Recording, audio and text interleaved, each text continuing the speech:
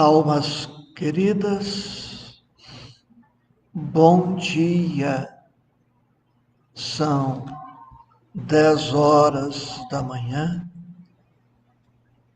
e aqui estamos para o estudo bíblico de todas as quartas-feiras. Que nosso Senhor Jesus Cristo abençoe a todos vocês, a todos nós, porque todos nos reconhecemos necessitados da assistência amorosa do Mestre. O Evangelho de Marcos, capítulo 9, versículos 14 a 29, o jovem lunático que trata da cura de um menino endemoniado, segundo as expressões clássicas. Bom dia, Marcelo Fortunato, Adolfo Pavanelli, Célia Casotti, Mima e outros corações queridos. E quando se aproximou dos discípulos, viu ao redor deles grande multidão e alguns escribas que disputavam com eles. E logo toda a multidão, vendo-o, ficou espantada e, correndo para ele, o saudaram. E perguntou aos escribas: que é que discutis com eles? E um da multidão, respondendo, disse: Mestre, trouxe-te o meu filho, que tem um espírito mudo, e este, onde quer que o apanha, despedaça-o, e ele espuma e range os dentes e vai se secando. E eu disse aos teus discípulos que o expulsassem e não puderam. E ele, respondendo-lhes, disse: ó geração incrédula, até quando estarei convosco? Até quando vos sofrerei ainda? Trazei-mo. E trouxeram-lhe.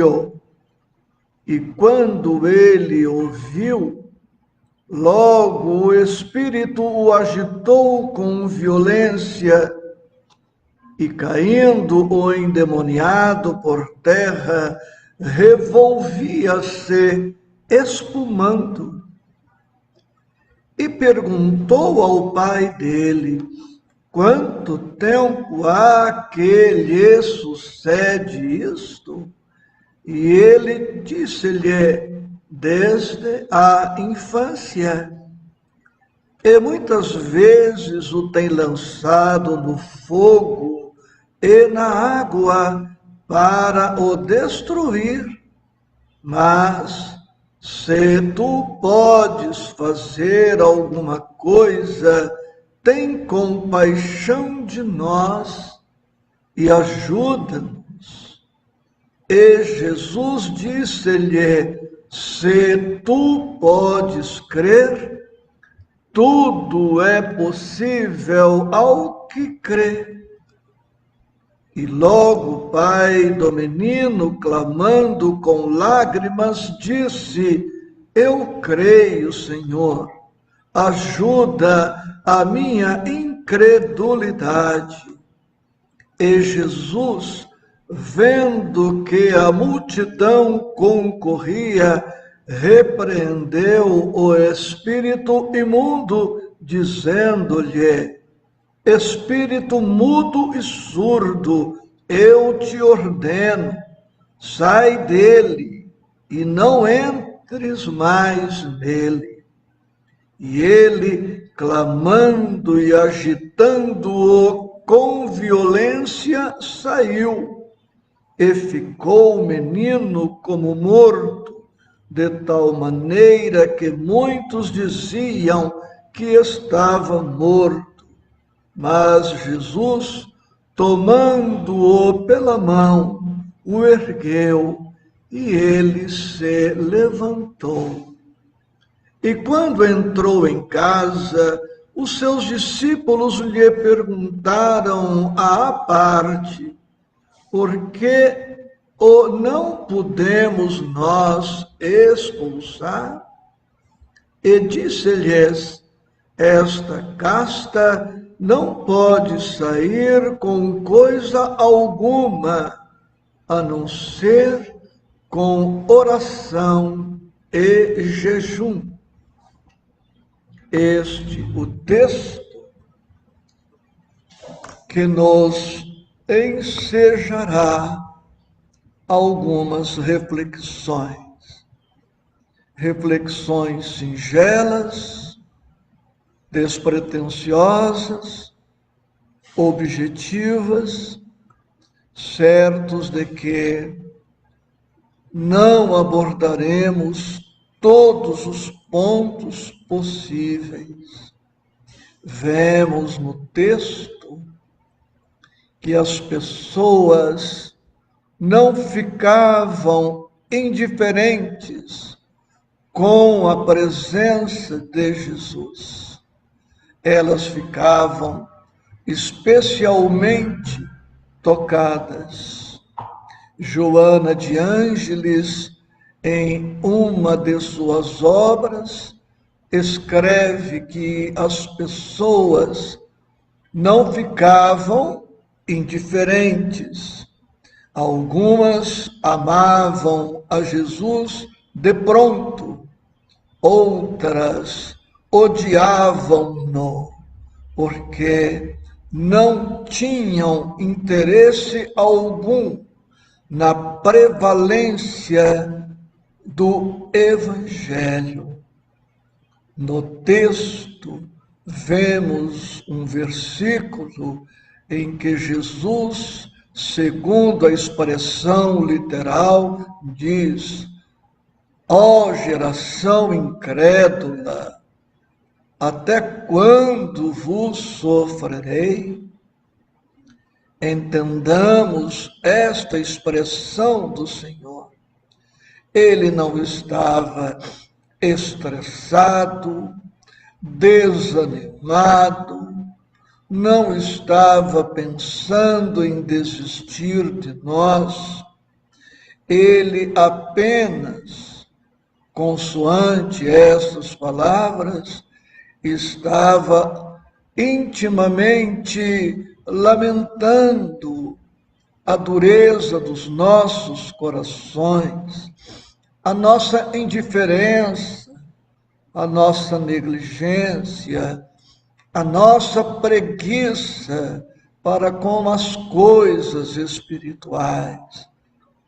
Observem que estou usando o pronome na primeira pessoa do plural. Nossa preguiça, nossa indiferença, referindo-me aqui à humanidade, reconhecendo, porém, que temos exceções muito louváveis. A experiência com este menino endemoniado, com este jovem lunático, nos remete a um tema tão antigo quanto a presença da criatura humana na Terra.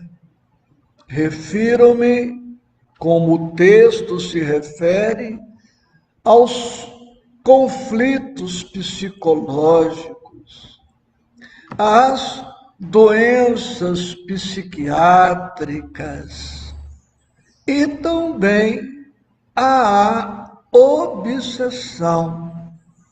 Conflitos psicológicos, doenças psiquiátricas e obsessão são temas de todos os tempos.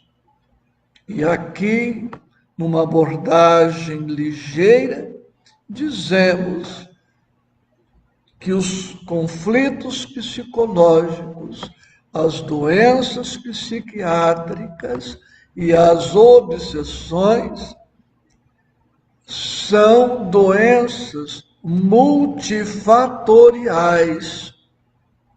Múltiplos fatores concorrem para estes desequilíbrios todos, de tal maneira que também o tratamento há de ser multifatorial.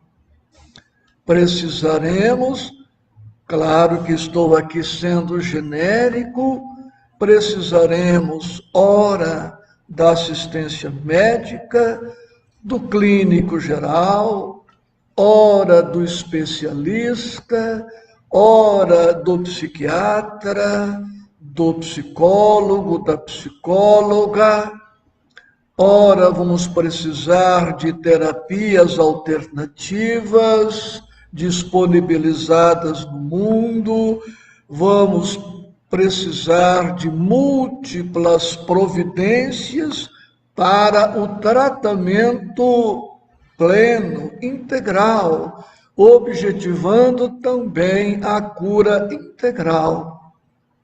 E também precisaremos, em muitas destas situações, do tratamento espiritual.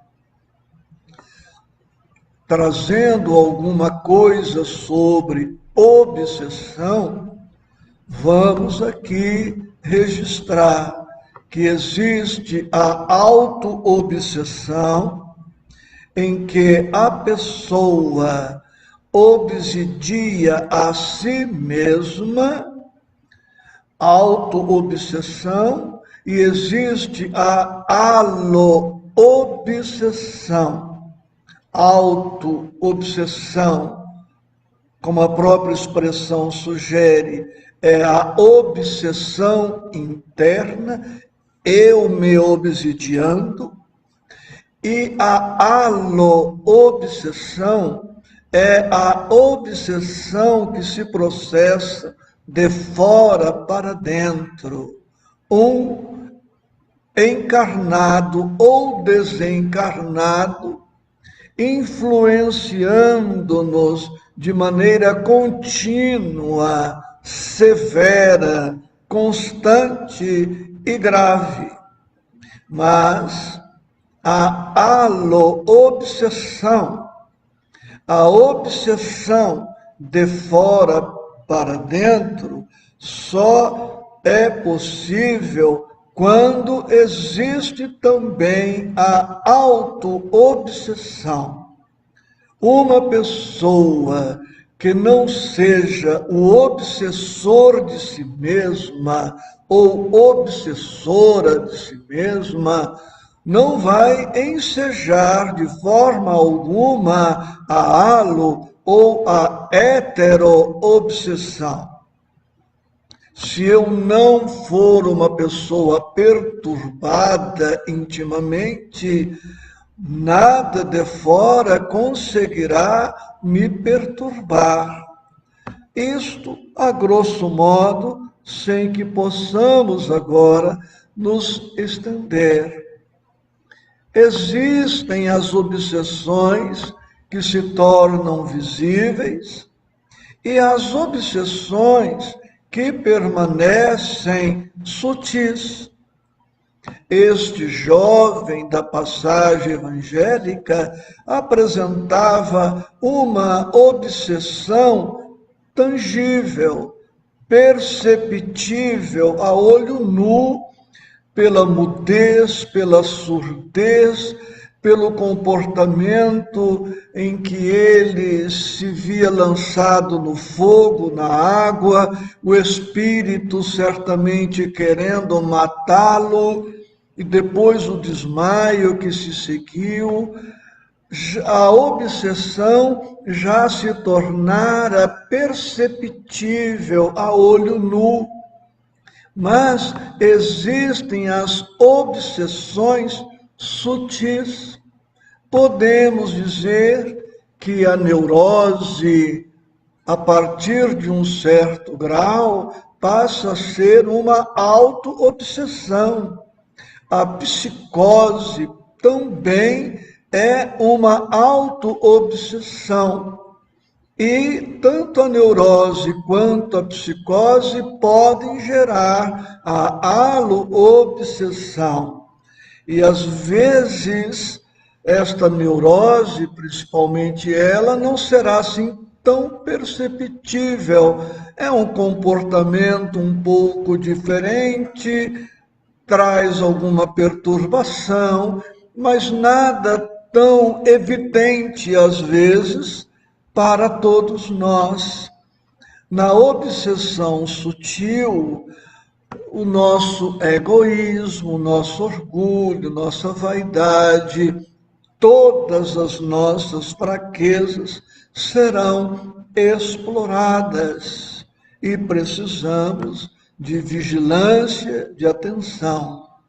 Muito bem, vamos falar um pouco sobre a terapêutica espírita, tanto para conflitos psicológicos, para doenças psiquiátricas, para enfermidades orgânicas, como também para a obsessão. Lembro que dissemos há pouco que o tratamento convém ser multifatorial. Tudo que for ético, nobre, bom, que pudermos agregar ao tratamento, será bem-vindo.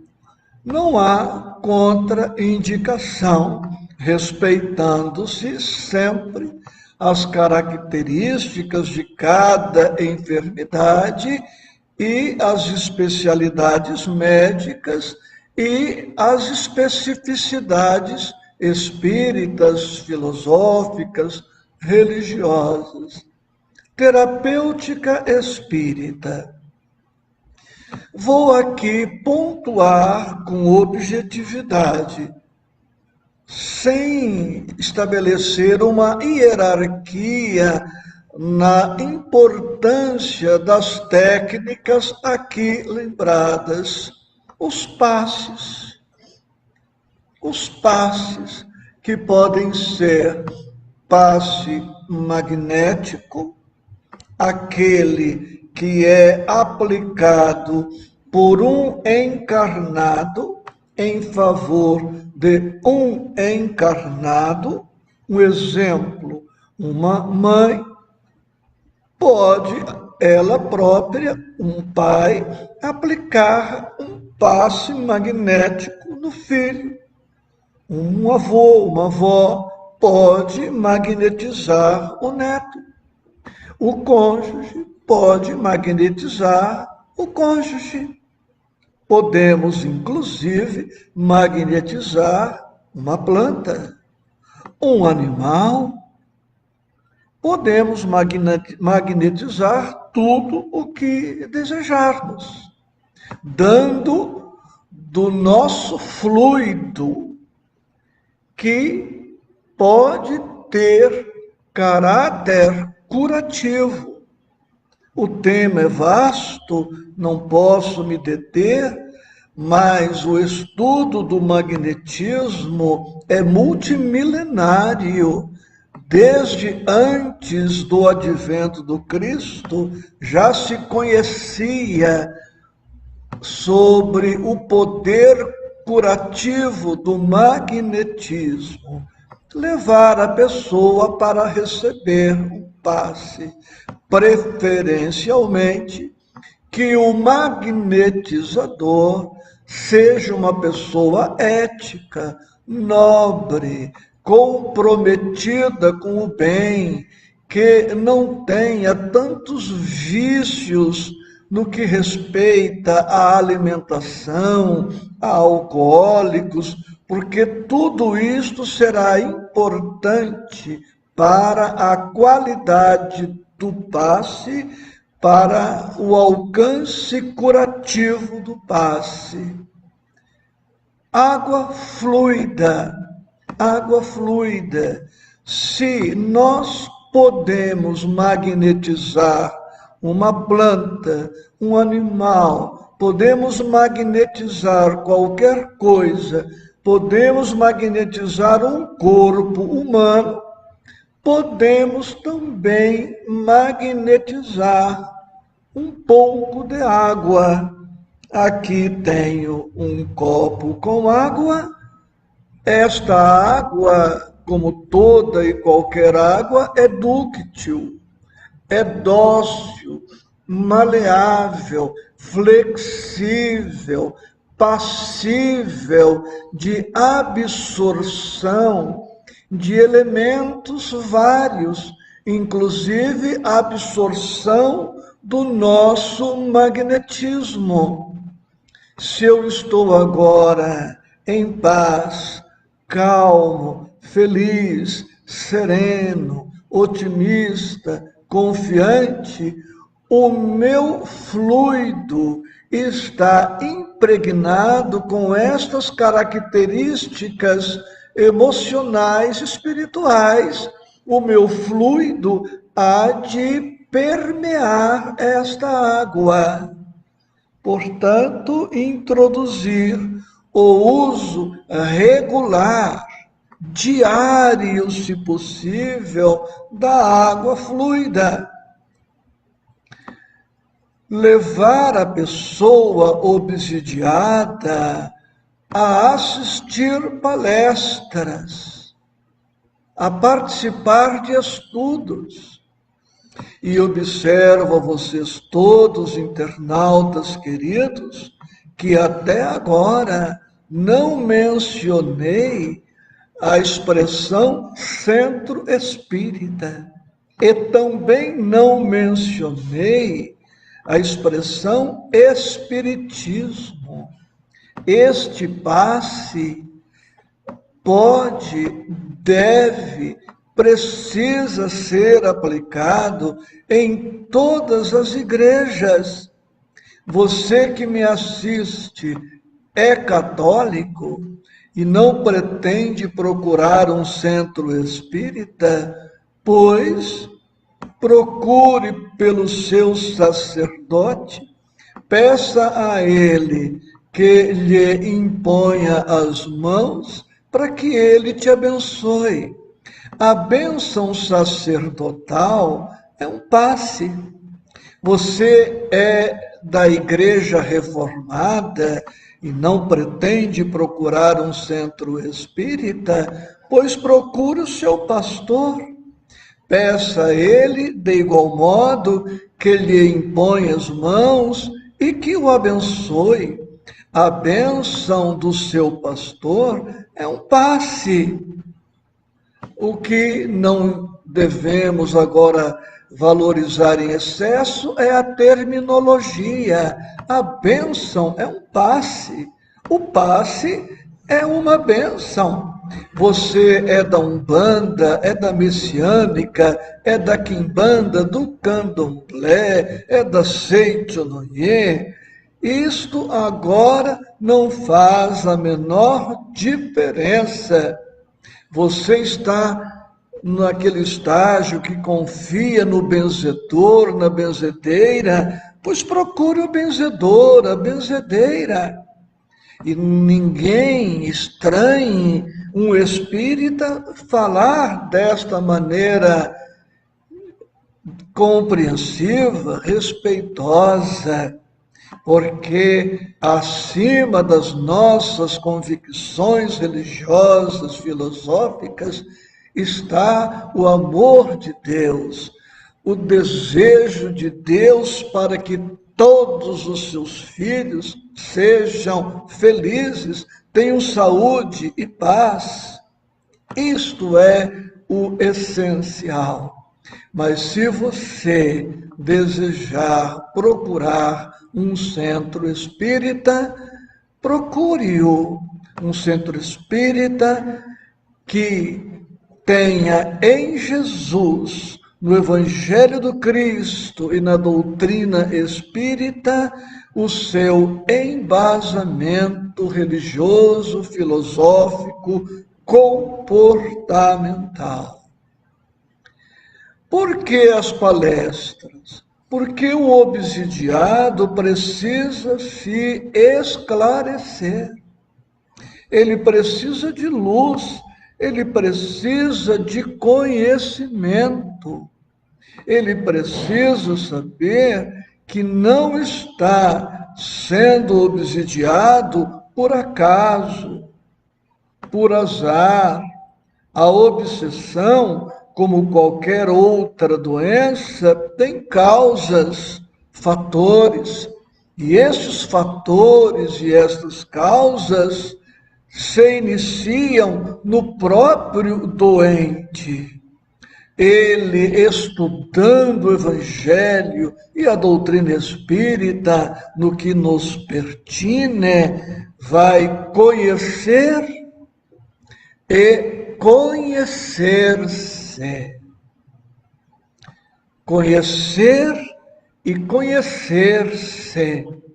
À medida em que vamos nos penetrando de conhecimento da verdade, conhecimento da vida, conhecendo o esquema de Deus, vamos simultaneamente nos conhecendo, porque o conhecimento é luz, e à medida em que fazemos luz, vemos mais claramente o que se passa em nós.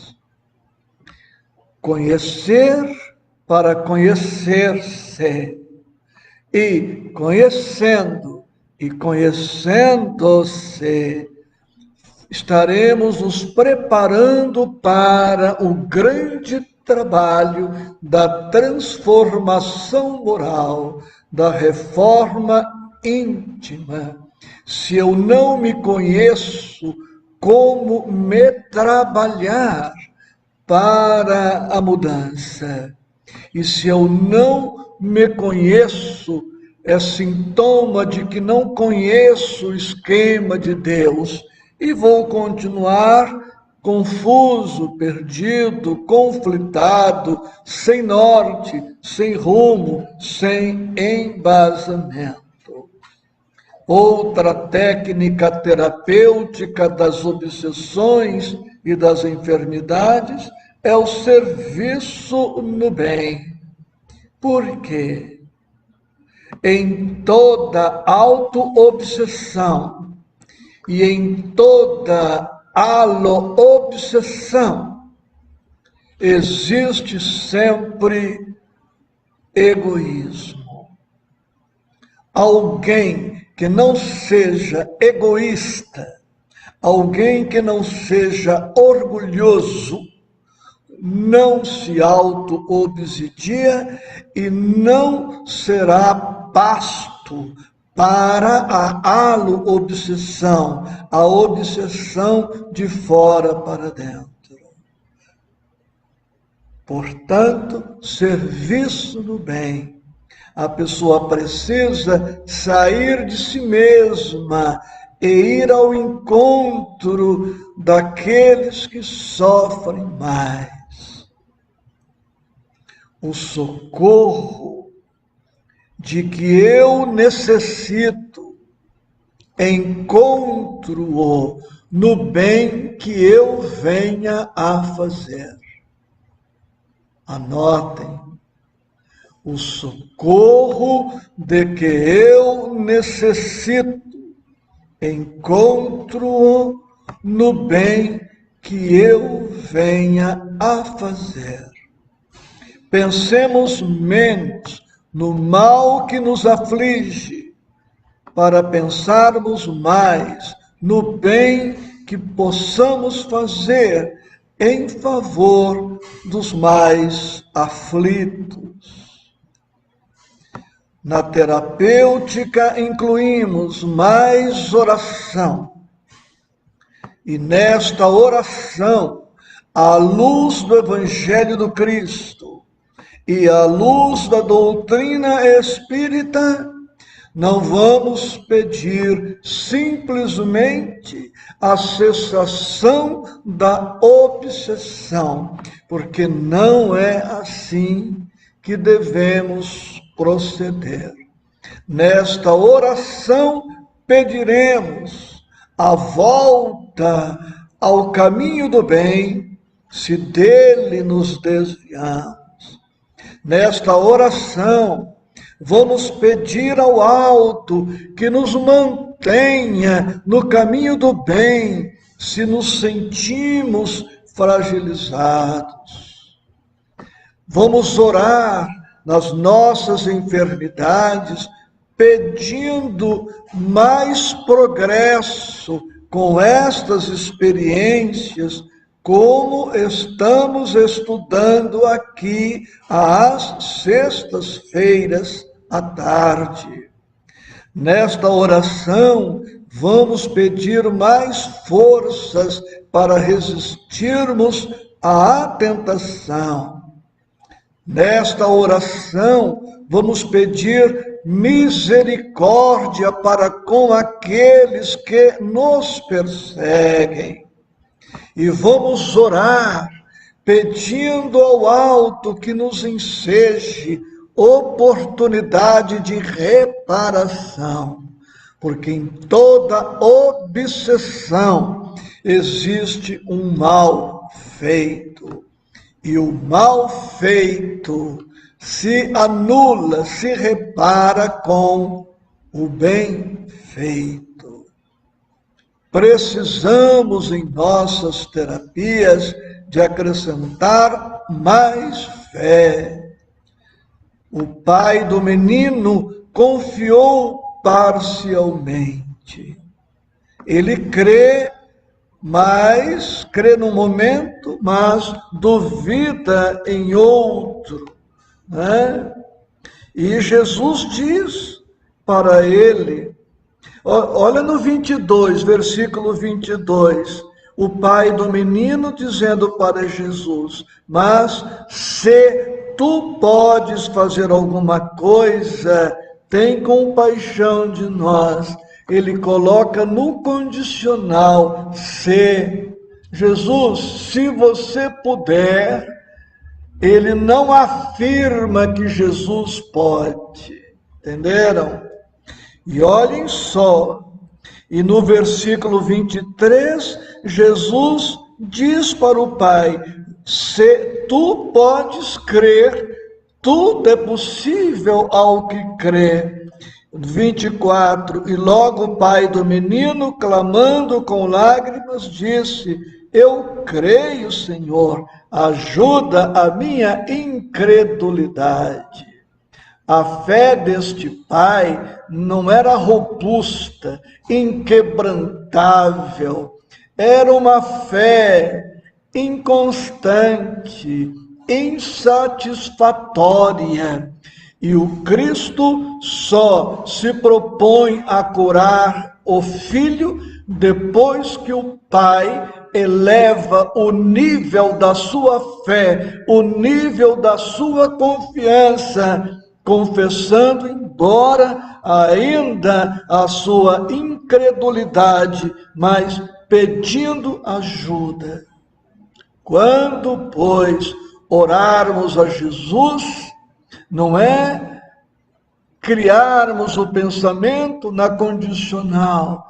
Jesus, se você puder, se você quiser, se você tiver poder para isto, se você tiver competência para isto, olha que prece esquisita, estranha. Não é assim que vamos orar. Jesus pode tudo. Jesus quer sempre o nosso bem. Quando Ele não opera o bem em nossa vida, é porque nós estamos falhando em algum ponto, ou em vários pontos, ou em muitos pontos. Pensar que Jesus não quer nos atender, pensar que Jesus não quer nos assistir, pensar que Jesus pode não conseguir, é demonstrar não conhecer o poder de Jesus, o amor de Jesus, a disponibilidade de Jesus, e é culpá-lo depois pelo insucesso nas nossas dificuldades. Jesus não tem responsabilidade nenhuma por nossos fracassos, por nossas quedas, por nossos erros, por nossos insucessos. Tenhamos isso muito claramente. Quando orarmos a Jesus e Ele não nos atender, perguntemos: onde estou falhando? O que deveria fazer que não estou fazendo? O que estou fazendo que deveria me abster para poder me colocar nas condições ideais para que o Senhor opere em minha vida? Precisamos, pois, desta fé. Precisamos de compaixão. O obsessor é o nosso adversário e nosso inimigo por conta de algum comportamento inadequado de nossa parte, desta encarnação ou de outras reencarnações. Quem não é alcoólatra não será obsidiado por desencarnado alcoólatra. Quem não usa cigarro não vai ser obsidiado por fumante desencarnado, para dar 2 exemplos. E poderíamos aqui apresentar uma lista sem fim. Precisamos de jejum. Precisamos de jejum. Abstermos-nos de tudo aquilo que está contribuindo para as doenças psiquiátricas, para os conflitos psicológicos, para as doenças orgânicas e também para a obsessão. O tempo não nos permitirá avançar, precisamos de disciplina, mas jejuar nesse sentido. Alguém com a glicose alterada precisará jejuar no açúcar. Alguém que esteja com colesterol alterado, ácido úrico, terá que jejuar em certos alimentos gordurosos e outros. Quem está enfrentando uma doença psiquiátrica precisará abster-se das atitudes, dos pensamentos, dos sentimentos que estão concorrendo para esta doença, porque essa doença não se instalou por acaso. Assim, em relação a tudo o mais que mencionamos hoje, que possamos tratar a nós mesmos. Que bom percebermos que sou eu o responsável maior por meus conflitos e minhas enfermidades. Está em minhas mãos ser o meu primeiro médico. Por esta razão, os médicos e psicoterapeutas e mentores espirituais não podem tudo, porque eles contam com a contribuição do interessado na cura. Mais uma vez, aos companheiros queridos, o meu amor, a minha gratidão, com votos de paz e alegria em nossos corações.